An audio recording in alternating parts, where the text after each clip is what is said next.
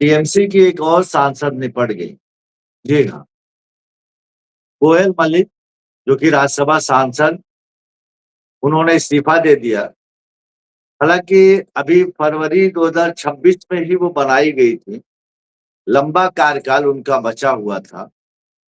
जबकि कोई भी नेतागिरी जो भी करता है, जो भी राजनीति में आता है, कदम रखता है, उसकी ये बहुत बड़ी ख्वाहिश होती है, बड़ी महत्वाकांक्षा होती है कि वो पहले तो विधायक तक का रहता ही रहता है, लेकिन अगर कोई लोकसभा सांसद बनता है तो उसको भी कहीं न कहीं एक जद्दोजहद करनी पड़ती है, मेहनत करनी पड़ती है, जनता से जुड़ना पड़ता है, जनता की समस्याओं को सुनना पड़ता है और उसके साथ-साथ जनता के दुःख-दर्द में शामिल होना पड़ता है।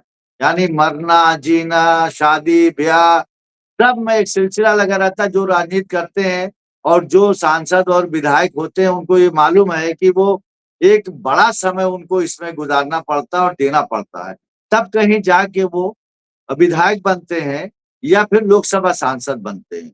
लेकिन अगर बात राज्यसभा सांसद की हो, तो एक तरह से ये उन्हें तश्तरी में रख के कोई चीज़ देने वाली बात होती है, यानी हलवा परोस के दे दिया जाए और उन्हें खाना, क्योंकि राज्यसभा सांसद जो पार्टी के बहुत लॉयल होते हैं, बहुत चहेते होते हैं और बहुत करीबी होते हैं, जिन पे पार्टी भरोसा करती है, उन्हीं को राज्यसभा भेजा जाता है। और ऐसी कंडीशन में कि जब पूरा कार्यकाल आपके पास बचा हो और आप इस्तीफा दे दें, तो सवाल तो उठता है और सवाल पूरा-पूरा बनता है। और वो भी पश्चिम बंगाल और टीएमसी की सांसद तो और भी ज़्यादा बनने लगा। वजह क्या है कि अभी 20 लोकसभा सांसद टीएमसी से एक अलग पार्टी बना के एक जो है नाम नेहाद की एक तथाकथित एक कोई पार्टी थी, उसी में मर्ज हो गई और वो पार्टी हो गई। 20 सांसद वहाँ से चले गए, ममता बनर्जी की पार्टी से। अब राज्यसभा में नंबर आ गया कि 20 तो आ गए, अब राज्यसभा में जो इनके 13 सांसद हैं, अब उनको भी ले आया जाए अपने पाले में। तो जल्दी, हालाँकि राज्यसभा के जो सांसद होते हैं, वो जल्दी इन जोड़-तोड़ या बार्गेनिंग या लालच में नहीं आते हैं, वो बहुत ही भरोसेमंद होते हैं। लेकिन ऐसी कंडीशन में कि जब बड़ा कार्यकाल भी बचा हो और आप राज्यसभा सांसद होते हुए इस्तीफा दे रहे हैं, तो 13 सांसदों में से इनके 4 सांसद राज्यसभा के चले गए, यानी 20 लोकसभा से और 4 इसमें भी निकल गए, 9 बचे हुए हैं। तो क्या लगता है कि भारतीय लोकतंत्र में और इस संवैधानिक तौर से चुनी हुई एक सांसद का इस तरीके का मामला, क्या मतलब लग रहा है कि एकदम से टिकटा और ये सब चीज़ों को रख दिया गया ताक पे क्या? मतलब कुछ बचा ही नहीं, कोई वसूल की बात ही नहीं हो रही, चुनी हुई। अब भाई अगर देखा जाए तो जो लोग भी ये कर रहे हैं, दिल्ली की तरफ से इशारा है, भारतीय जनता पार्टी अमित शाह की तरफ से इशारा चल रहा है कि उन्हें वहाँ पे जोड़-तोड़ करना है। मतलब जोड़-तोड़ करके अपना एक 2/3 मेजॉरिटी का जुगाड़ करना है, तो ये महाराष्ट्र चलिए और पश्चिम बंगाल चलिए और बाकी राज्यों में भी ये जोड़-तोड़ की राजनीति कर रहे हैं। लेकिन उनसे ज़्यादा तो कहीं न कहीं आप पे सवाल उठता है कि जिस पार्टी ने आपको बनाया भरोसे के साथ, आखिर उस पार्टी से आपका क्यों मोह भंग हो गया? और कौन-सी ऐसी बात हो गई कि आपको राज्यसभा भेजने के बाद आप किस लालच में पड़ गए कि आपने इस्तीफा दे दिया? भई कोई तो ऐसी बात भी तो होनी चाहिए। मैं इन्हीं सब बातों पे चर्चा चर्चा करूँगा, मेरे सहयोगी हैं और उनसे इस राजनीति के अंदर की बातें जानने की कोशिश करूँगा कि चल क्या रहा है? आखिर ये राजनैतिक पतन हो रहा है या ये कहिए कि सारे वसूल को, सारे नियम, कायदे, कानून को ताक पे रखा जा रहा है और अगर ऐसा किया जा रहा है तो उसके पीछे कौन-सी बहुत बड़ा लक्ष्य आपको आपको प्राप्त हो रहा है या कौन-सा टारगेट आप अचीव कर रही हैं, इसके बारे में जानेंगे। बहुत स्वागत है। आप हमारे सहयोगी हैं। आप बताइए मुझे क्यों ऐसा हो रहा है? क्या बात है? इस इस्तीफे के पीछे की ये साजिश क्या है या इसके पीछे की रणनीति और राजनीति क्या है? देखिए रकीब भाई, साजिश तो एक ही है, सिंपल एक एजेंडा चल रहा है कि 360 सांसद भारतीय जनता पार्टी को चाहिए और वो अपने मिशन पे बहुत पूरी तरीके से अग्रसर है। दूसरी बात ये है कि 20 सांसद, जैसा आपने पहले ही बताया, वो एक त्रिपुरा में रजिस्टर्ड पार्टी थी एनसीपीआई, उसमें मर्ज होके चले गए काकोली घोष दस्तीदार के नेतृत्व में। अब चक्कर ये है कि 13 जो राज्यसभा के सांसद थे पहले टीएमसी के पास, अब वो 4 यहाँ से निकल गए तो अब बच गए हैं टोटल 9। इन लोगों की कोई राजनैतिक विचारधारा नहीं है। अदर देन दैट मैं ये बात बोलूँगा कि ये सब लोग कोई ना कोई माइलेज चाहिए इनको, कोई बार्गेनिंग पावर चाहिए, क्योंकि आप देखिए अगर इनको यहाँ से मैनेज करके वहाँ लेके गए और फरवरी 2026 में इन्होंने शपथ ली थी और सोशल मीडिया में आपने ये लिखा था कि मैं बंगाल के लोगों की सेवा करना चाहती हूँ। अब चक्कर ये है कि इन लोगों को ये बात पची ही नहीं, इन लोगों को ये बात पता ही नहीं था कि टीएमसी की सरकार मई में उतर जाएगी या गिरा दी जाएगी। अब चक्कर है कि इन लोगों ने उस समय तो सोचा कि वे टीएमसी और ममता बनर्जी के साथ बहुत जबरदस्त तरीके की अपनी राजनीति कर लें। अब वो राजनीति तब इनको नहीं दिखा। अब जितने सारी चीजें हो रही है तो अब वो सारे बात बोल रहे हैं कि पार्टी में भ्रष्टाचार था। अभिषेक बनर्जी एक अलग तरीके की तथाकथित राजनीति चल रहे थे, उनके नेतृत्व से हमको प्रॉब्लम है। अब ये वो सब उसका हवाला देकर छोड़-छोड़ के जा रहे हैं। चक्कर ये है कि अपने पर्सनल रीज़न को साइट आउट कर रहे हैं, क्योंकि अगर ऐसे बोल देंगे तो शेड्यूल 10 जो दल-बदल कानून है वो लागू हो जाएगा इनके ऊपर, फिर और ज़्यादा दिक्कत आ जाएगी। और सबसे बड़ी बात ये है कि जिस तरीके से टीएमसी कमज़ोर हो रही है और टीएमसी को कमज़ोर किया जा रहा है, 20 सांसद वहाँ से चले गए, राज्यसभा के 4 सांसद चले गए और हो सकता है आगे चल के और भी सांसद चले जाएँ।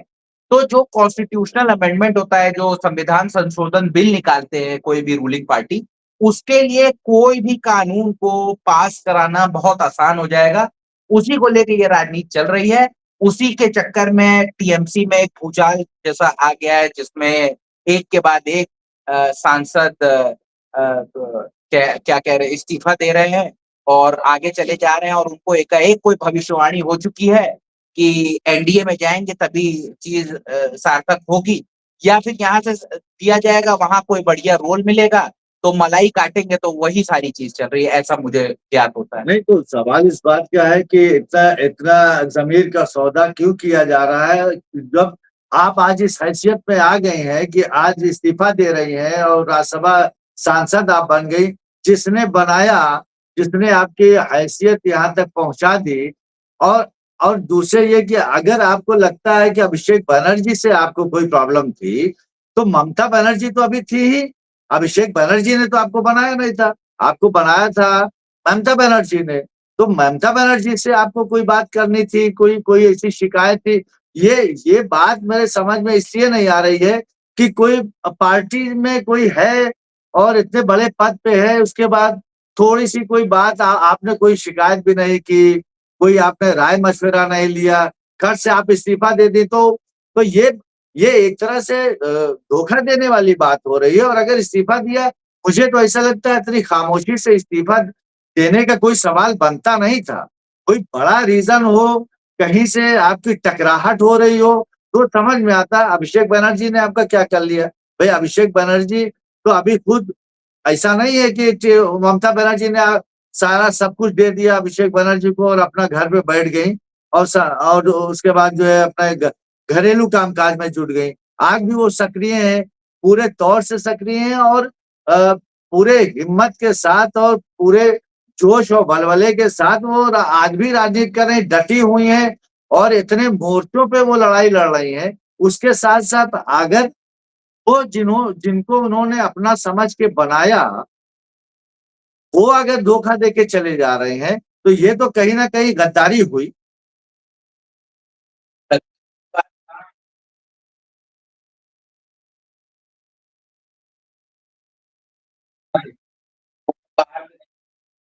चक्कर ये है कि ममता बनर्जी इस समय वोकल नहीं है।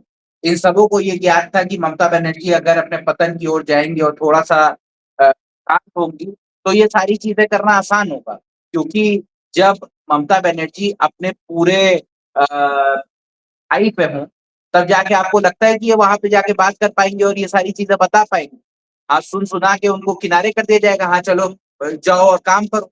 भाई जब बंगाल की जनता के लिए आपको काम करना था, तब आपको राज्यसभा बनाया गया, सांसद बनाया गया, तब आप राज्यसभा सांसद बन गए। उसके बाद आपको लगा कि 4 मई के बाद टीएमसी की सरकार है नहीं और ममता बनर्जी अपने पतन की ओर चली गई हैं, तो आपको ये बेटर लगा कि कहीं से डील मिली आपको, आपने वो डील को लेना मुनासिब समझा। देखिए 2026 में या जब भी कोई भी आप टाइमलाइन ले सकते हैं, राजनीति में कोई शिष्टाचार वाली भावना और रसूख नहीं रह गया। अब लोग अपने पर्सनल गेन, अपने पर्सनल फायदे के लिए राजनीति कर रहे हैं। उनको विचारधारा से कोई मतलब नहीं रह गया है। विचारधारा अब आप आज तेल लगाने चली गई है, किसी को किसी चीज से मतलब नहीं है। आप मुझे नहीं लगता है कि अगर कोयल मलिक हो गई या सायोनी घोष हो गई, यूसुफ पठान हो गए, ये कोई भी लोग जाते और ममता बनर्जी से वन ऑन वन बात करते, तो ममता बनर्जी एक सोल्यूशन देती इनको। ममता बनर्जी का थोड़ा एक अपना भी स्वभाव है, वो उस तरीके से उन लोगों ने सोचा कि हम इनको सामने क्या मैनेज करें, हम इनको सामने क्या बोलें। उन्होंने इसी तरीके से बैक बाइटिंग करके दूसरे पल्ले पे जाना मुनासिब समझा। तो हाँ, तो इसका मतलब ये हो गया कि आप इस्तीफा देने से पहले क्या, बल्कि पार्टी में आने से पहले प्लान किए गए थे, या फिर ये मान लिया जाए कि आप जिस टीएमसी रूपी नाव पे सवार थे उसमें से छेद करने का काम पहले से आप कर रहे थे, या आपको ये लग रहा था कि टीएमसी की अगर सरकार नहीं बनेगी तो हमारे लिए दूसरा ऑप्शन है, हम पाला बदल लेंगे। तो इसको सरल भाषा में तो गद्दारी, मक्कारी, अय्यारी, धोखेबाज, यही सब कहा जा सकता है। और किस मुंह से, चलिए ये तो राज्यसभा सांसद है, अब जिसके लिए इन्होंने ये काम किया है वो इन्हें इनाम के रूप में क्या देता है वो तो समय आने पे बताएगा। लेकिन अगर ये देखा जाए तो लोकसभा सांसद हैं, जिस आइडियोलॉजी से वो लड़े हैं, जो जीत के आए हैं, जिस विचारधारा से जीत के आए हैं, जिस विचारधारा के खिलाफ जीत के आए हैं, क्या अब उन्हें फिर वापस उस जनता के दरबार में नहीं जाना पड़ेगा, उस कॉन्स्टिट्यूंसी में नहीं जाना पड़ेगा? फिर विपरीत विचारधारा में कैसे ये बदलाव करेंगे? देखिए अभी आपको पता ही होगा सायोनी घोष अपनी कॉन्स्टिट्यूएंसी में गई थी, वहां उनका बहुत ही प्रखर विरोध हुआ।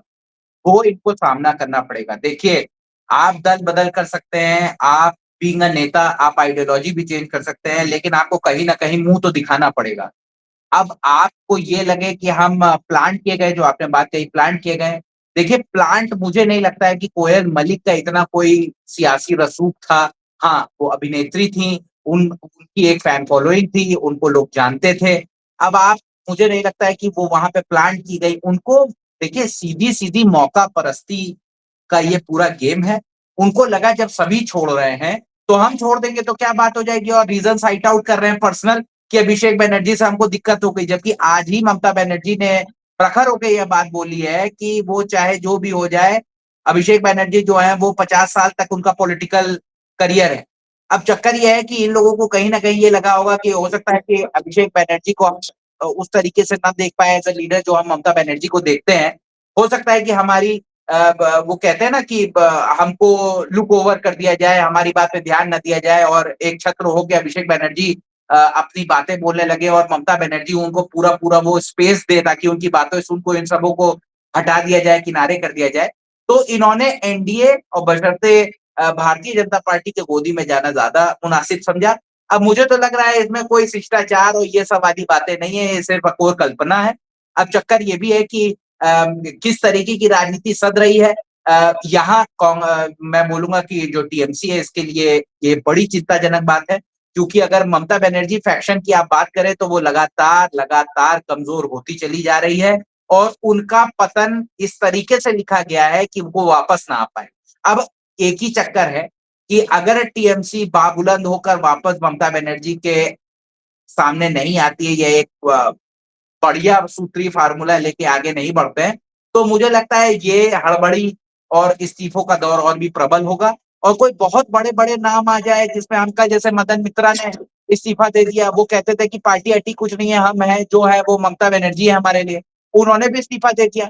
तो अब आप ये मान के चलिए कि बहुत बड़े-बड़े जो हम लोगों ने सोचे नहीं है वो भी इस्तीफे होंगे और वो रीज़न यही बोला जाएगा पर्सनल हमको दिक्कत हो गई है, अभिषेक बनर्जी से हमारी सध नहीं रही है।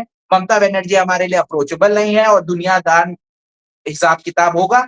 अब मुझे लग रहा है कि यही सब चीज़ें होंगी, अदर देन दैट इनको बहुत बड़ा कोई स्पेस मिलेगा टीएमसी और ममता बनर्जी को इंडिया गठबंधन के रूप में या कांग्रेस के रूप में बीच में बात ये भी आ रही थी कि टीएमसी का हो सकता है विलय हो जाए कांग्रेस पार्टी के अंदर, क्योंकि आइडियोलॉजिकली दोनों एक पार्टी एक ही तरीके से इंक्लाइन होती है।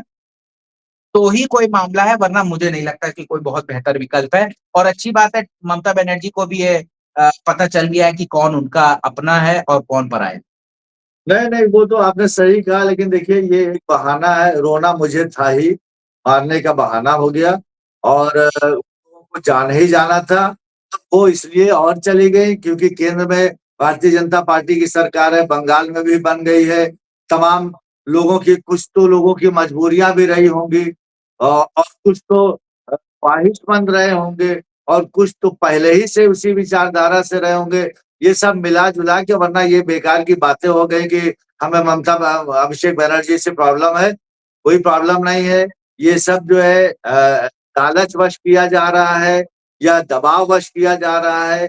कोई ना कोई तो मजबूरी हुई होगी, लेकिन ये जो राजनीतिक पतन है, ये भविष्य के लिए अच्छी बात नहीं है, क्योंकि आने वाले नस्लों के लिए ये बहुत बुरा है।